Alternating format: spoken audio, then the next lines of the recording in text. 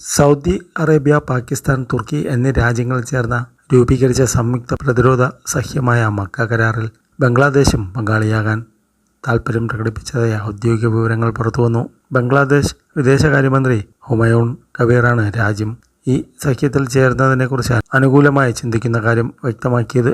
വടക്കൻ അറ്റ്ലാന്റിക് സഖ്യത്തിൻ്റെ കൂട്ടായ പ്രതിരോധ തത്വങ്ങൾക്ക് സമാനമായാണ് ഈ കരാർ രൂപീകരിച്ചിരിക്കുന്നത്. അതിനാൽ ഇത് അന്താരാഷ്ട്ര തലത്തിൽ ഇസ്ലാമിക് നാറ്റോ എന്നും വിശേഷിക്കപ്പെടുന്നു.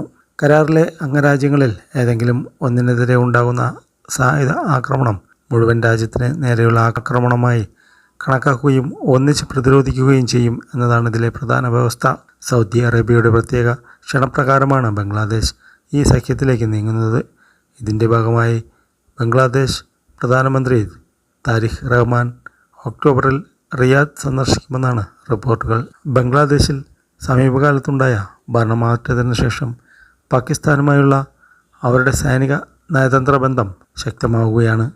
ഈ സാഹചര്യത്തിൽ ബംഗ്ലാദേശ് ഇത്തരമൊരു സൈനിക സഖ്യത്തിൻ്റെ ഭാഗമാകുന്നത് അയൽരാജ്യമായ ഇന്ത്യയുമായുള്ള ബന്ധത്തിൽ കൂടുതൽ സമ്മർദ്ദമുണ്ടാകുമെന്നാണ് വിലയിരുത്തൽ. സ്വന്തം രാജ്യത്തിൻ്റെ സുരക്ഷയും ആഗോള സാമ്പത്തിക വ്യാപാര രംഗങ്ങളിലെ മാറ്റങ്ങളും മുൻനിർത്തിയാണ് ബംഗ്ലാദേശ് ഇങ്ങനെയൊരു തീരുമാനത്തിലേക്ക് നീങ്ങുന്നതെന്ന് വിദേശകാര്യ മന്ത്രാലയം അറിയിച്ചു.